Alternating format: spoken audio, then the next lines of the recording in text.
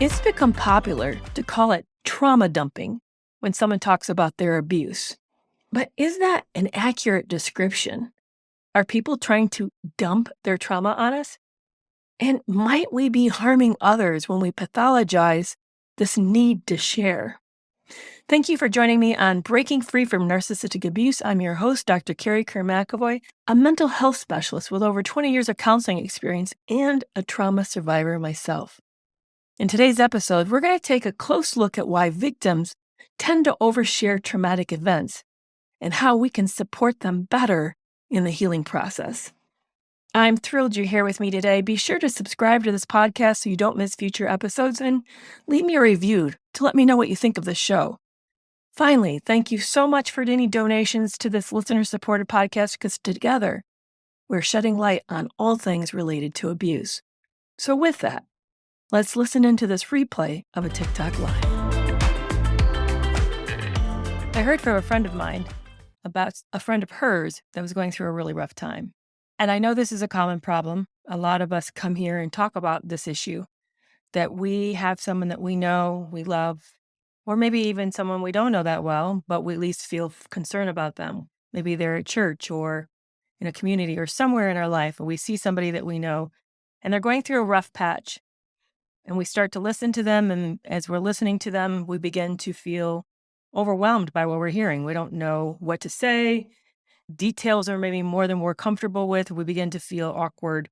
And if you're like me, I feel kind of stupid. I feel powerless. Sometimes I even feel emotionally flooded. I feel completely dumbfounded. And this is a time when a lot of us get in trouble and we do something that ends up being awkward, making the situation worse, and probably leaving our friends in a worse position than when we found them. A lot of us don't know what to do when we encounter someone who's in a traumatic experience, like coming out of or being in the midst of narcissistic abuse. And particularly when we meet somebody that is in an ongoing situation that we know that the simplest solution would be just to leave, or to set a better boundary, or to stop trying to engage, rescue, help, or whatever the person's doing with the toxic person in their life. We know what they should be doing that they're not doing, which even lends a greater level of frustration. Some have begun to call this trauma dumping. Now, I don't like the term. I think that's poorly captures it. They're not trying to dump on you. They certainly don't mean to. So I thought that we would start today talking about what to do instead. Maybe you've been in this position, that you've been the one that you've had friends turn you away. I know that even if you've not been the one, there are a lot of times that you have encountered this and struggled to know what to do. So let's pause for a second and actually process what's going on with this individual.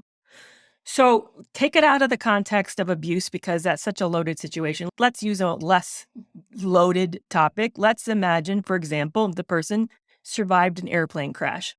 Let's make it really dramatic. They survived an airplane crash. They've come home. And they're all, in a tizzy about it. They can't believe this happened. Well, when you go through an event like that, the first stage that you begin to experience psychologically and physiologically is shock. Part of it is your brain really hasn't caught up with what happened. So you're trying to establish that it was real, that it was that bad, and that you survived it. You're trying to make sense.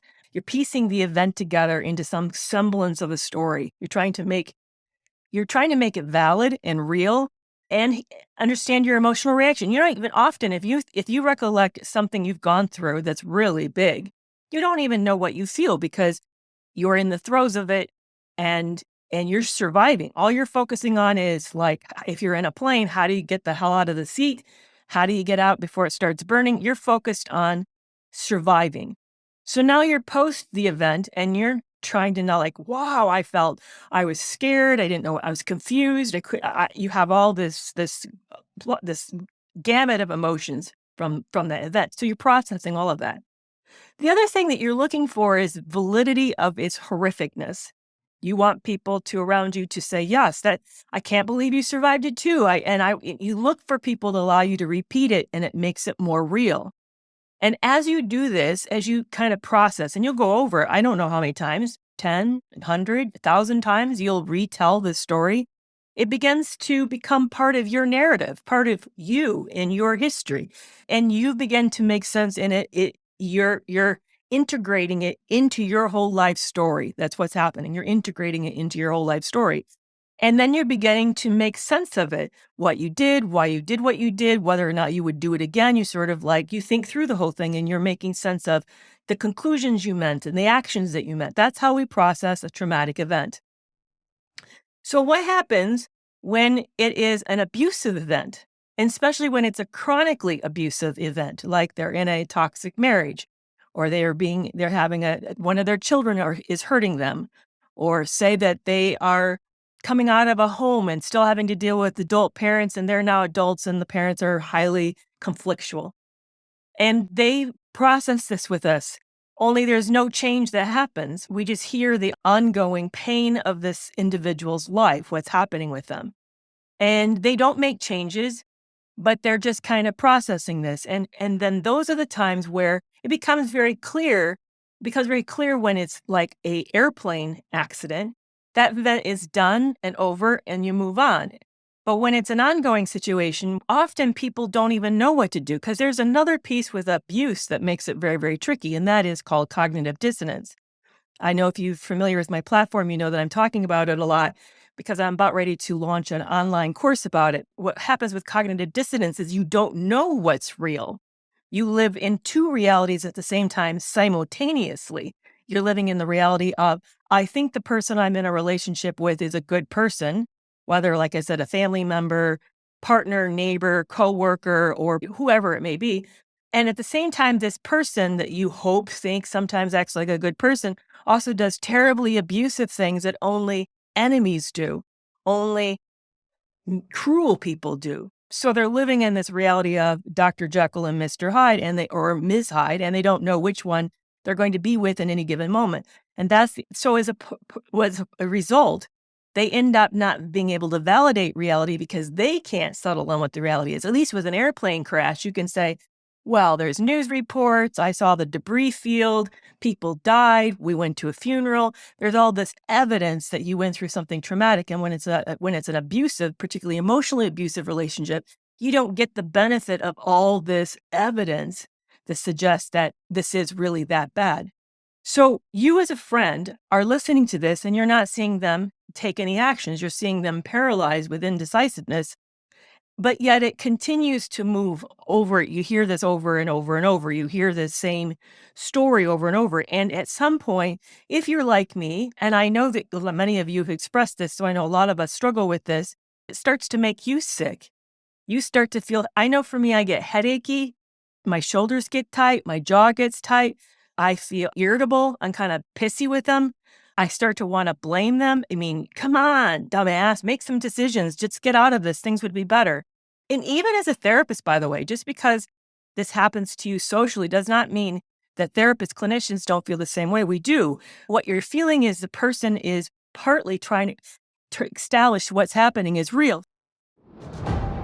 Are you at risk of being targeted by a dangerous man? What type of women do narcissist and psychopath males seek out? And what can all of us do to protect ourselves so that we're less at risk of being abused by these toxic people? If these questions intrigue you and you'd love to know the answers, then please join me for an upcoming interview on November 10th. I'm going to be meeting with researcher, author Sandra L. Brown. She has spent her lifetime working and researching dangerous types of men. Let's find out how we can reduce our exposure and what we can do to begin to protect ourselves better by identifying the risk factors. Get your tickets through the link in the show notes, and no worry if you can't make it the night of the event because all ticket holders will receive a complimentary replay after the event concludes. This is a webinar you don't want to miss. The first thing to remember is that the person that you're listening to is in a state of shock. Yes, states of shock can go on for very long periods of time. It can go on for weeks, months, and years, partly because and those who've not been in a traumatic, narcissistic abusive relationship may not know this, but narcissistically abusive people often do series of betrayals. You don't get over a bad hump. You keep discovering more bad things. There's usually initial massive discovery, a massive betrayal that it just shattering to the relationship, shattering to the sense of the person who's with this person, making you question if you really know who you're in a relationship with. So there's usually this massive betrayal, but it doesn't stop there. There ends up being a series of ongoing betrayals that continue to happen. That certainly happened for me. There was the massive betrayal, finding out he'd been cheating. And then I kept finding he was texting and making phone calls. And, he promised that he wouldn't do it. And then there would be an email. And, you keep finding it's what we often call a trickle out discovery. There's a trickle of discovery. So there's the betrayal is goes and goes and goes. And what you discover about this person is you thought you knew the worst parts of them. You think the massive betrayal, now you know the worst and you know everything there is. They even tell you, yes, you know everything that there is. And you discover that there is more sides to this. It's more complicated. It's often way, way worse, much deeper, that you only know the tip of the iceberg as time continues to uncover the worsening experience. So what you're hearing from this person isn't a one-time event. You're hearing from your friend or your loved one or your neighbor or whoever that there being a series of discoveries, a series of betrayals that re-injures them over and over and over. And so that's why the trauma continues to go on perpetually, is because they continue to be in a state of shock because of the worsening discoveries that continue to make them aware that they don't know this person and they're overwhelmed, frightened, and just floored. So that's the first problem, is that you're seeing someone who's in a perpetual state of reoccurring trauma. But we often know the best things that would help them is to get out.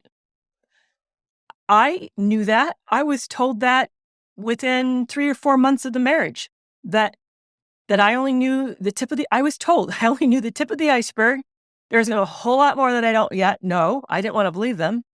And by the way, I fired 2 therapists. Both therapists were indicating to me that my partner was not investing in the relationship, was not in it the way that I thought, and that I was not emotionally safe.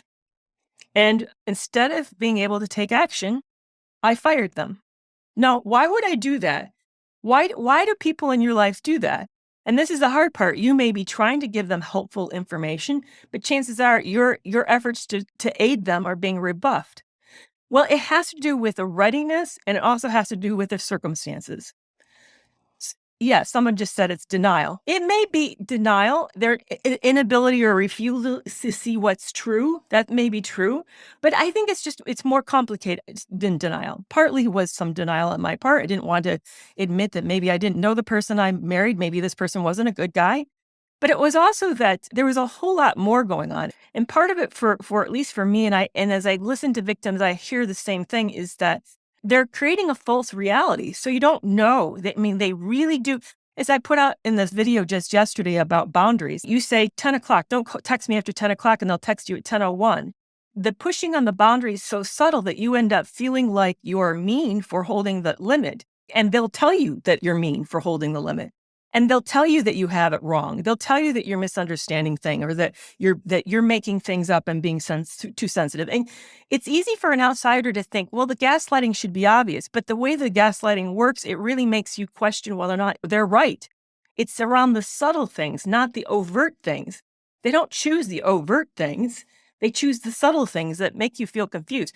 Think back to the movie of Gaslighting, where the gaslighting is flickering. She's not for sure why it's flickering. He tells her it's not actually happening, but the subtleties of the flickers are such, it makes her wonder whether or not it's really flickering too. Maybe she's just seeing things. It wasn't like it was blinking on and off. It was just flickering. So she wasn't for sure. She might have made it up. And that's what they move into that. They push into that and make you doubt. It's the subtleties. It's the nuance of stuff that they make you question yourself. Did they really say that? Maybe I heard it wrong. Because how many times have you made plans and you think you know what the plans are, and then you talk back to the person like, well, I thought we are doing this. No, I thought we are doing that. And you go back to the text and you read it and you realize you misread it. You got it wrong. So they lean into those types of misunderstandings to where you question whether or not you really have it right. So the betrayals are ongoing and the trauma is ongoing. It doesn't stop. It just gets bigger. You aren't sure what is real. And here's the other piece is, and you can't, and usually they have now gotten you embedded to such degree, whether you bought a home, you have a new baby, you have a company together, or you've put your money together, but there's something that's so now difficult in order to do it. It's going to be a mess to undo it. It's going to be really, really hard to undo it. And you don't want to do that. And this is an antagonistic person who makes everything hard. So to undo it, they're going to question you, wear you down, bog you, do 20 questions, make it a really tough situation. Mine had an ability to say, when we were finishing a building project, I would say, well, I'm going to do such and such and such. Is that really what you want to do? He'd say. And I think, well, is it really what I want to do? What am I not thinking about that I should think about? So everything becomes just challenging. So as a result, it's going to be a mess. So all of that makes it feel like a mountain, like climbing Mount Everest, the hardest thing you've ever done. So part of what happens with us, with people who are in this, why we're dumping on you, is we're shocked, trying to establish it's real, that it is really that bad. And we're in a state of shock. We're not for sure what to do is what is real, because both realities seem true. We have a good guy who's not good. We have a good woman who's also bad. We're in both realities seem true. And to get out is going to be so complex and so tough and so scary that we're terrorized. In fact, it was interesting. As I was thinking about talking about this today, I was imagining back. There was a really bad moment that it didn't go bad, but it could have gone bad. And if it gone bad, it would have been a huge insult to me, a real ding to my pride, as if being cheated enough wasn't big enough ding to my pride already. But to me, it was one of my don't do this things. And I was rethinking, what would I have done if he had done that? What if he had injured me like that? Would I have the ability to change the locks on the door, find a way to get the keys and the checkbook out of his satchel, and prepared to lock him out of my life, prepared to risk him beating me to lock him out of my life? Was I in a place that could I have pulled it off? By the way, I was in another country and didn't know the language. Could I pull it off, got the doors, locks changed, kept him out of the house long enough to have that done, get all the parts and pieces to keep my belongings and assets with me, and not be killed in the process? See, that's what a lot of us are facing, that kind of complication. So what do we do when that's our friend, our mother, our sister, our child? What do we do when somebody we love is in this situation? The best thing you can do in the beginning is just to listen. Now, I know that's overwhelming because as a therapist, I get overwhelmed by it. It gets very overwhelming. There's some steps you can do to help. First of all, remember this isn't happening to you, it's happening to them. You don't need to emotionally get invested. I know that sounds kind of cold. Imagine there's a wall of plexiglass between you and them. So what you're hearing from them is their experience, their life, their emotional reaction. It doesn't necessarily need to be what you feel, what's happening to you. You can sit and listen to that and let it sit outside of the plexiglass that you're living in. That's one thing, is to create a bubble and realize that their pain isn't your pain, that there's a degree of separation that really, really helps a lot. The second thing is to realize that you can listen for their readiness when it's ready. And it may take a long time, that it isn't your life. Therefore, you're not the one suffering. And it may take years, weeks, months, and years before they're able to get to a place when they're ready to leave. It took me more than a year to be ready to leave. I needed just people to sit with me and hurt with me while I got ready, while I found the energy, that I made a plan. I figured out how I was going to do it safely, or I was ready for it to not to be safe. I had to have all of those things to get ready for it. And I had to wait until a lot of things came together. So sitting and waiting with them with that. And then the last thing you can do is offer to be supportive to them. Like maybe you're the person who hides the extra money that they're stashing away. Maybe you're the person that you admit that they can just call you and just to cry sometimes when it's really hard or it's really crazy making. That you won't judge them, and if they leave and then go back, you're not going to judge them. We all need safe places like that just accepts us as we are, and you can offer that. You can be that person like that. It's hard work. I want to tell you that this is not easy. This is really not easy. But here's what's so incredible. I got to hear Dr. Vessel Vanderklok speak several years ago at a symposium in Washington, D.C. And he was sharing about just the commonplaceness of trauma, how 80% of us in the United States alone have experienced a massive trauma. He said that most of us, 60% of us, go on and heal perfectly fine after trauma. It isn't the traumatic event that causes dysfunction. It isn't. Our bodies, our minds, our personalities are wired for healing. What happens is the lack of support. It's the inability to have a safe place to move through the stages and move on and move through them that causes people to get stuck. The 40% probably didn't have a good enough support system, didn't have a lot of resources themselves, and then lacked the support system. You have an opportunity to really make a difference in somebody's life, to really make a big difference. And this is a way to do it. So, how do you help a friend who's in trouble? Or maybe you're the person who's trapped in a toxic relationship. I'd love to hear what you think. Be sure to drop me an email or a note. Do you have a safe space to share what's been going on in your life? Consider joining my private premium group, Toxic Free Relationship Club, where you can chat with other survivors who are just like yourself, trying to understand what's happened and what they're going through and to heal. Starting at just $7 a month, find your people, your tribe today. To learn more, see the link in today's show notes. And I will see you on Thursday. Bye-bye.